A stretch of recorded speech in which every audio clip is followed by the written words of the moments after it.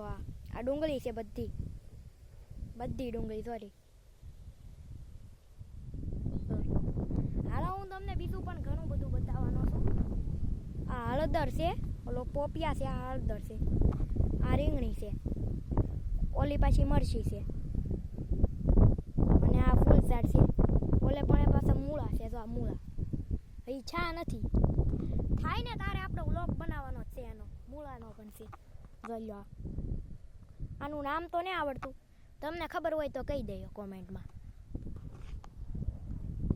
અને મારા વ્લોગ ક્યાં હમણાં જ મેં વ્લોગ બનાવવાનું ચાલુ કર્યું છે અને મારો વ્લોગ ક્યાં ક્યાં ગામે પહોંચે છે એ મને પાછા કોમેન્ટ કરી દેજો. અને ખાસ કોમેન્ટ કરી દેજો કે મારો વ્લોગ ક્યાં પહોંચ્યો છે. તમારા ગામનું નામ કોમેન્ટ કરી દેજો. જોઈ લો વરસાદ સેડો છે પણ આવતો ને. તમારે અહીંયા પવન સખી હોય તો કોમેન્ટ કરી દેજો. જો એ પવન સખી પણ છે. જોઈ લો.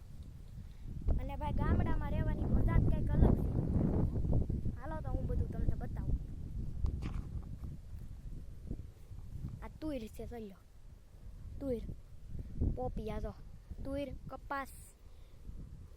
તુર આની પાસે, કપાસ આની પાસે. અહીંયા જો બધા બળતણ પલળી ગયા છે.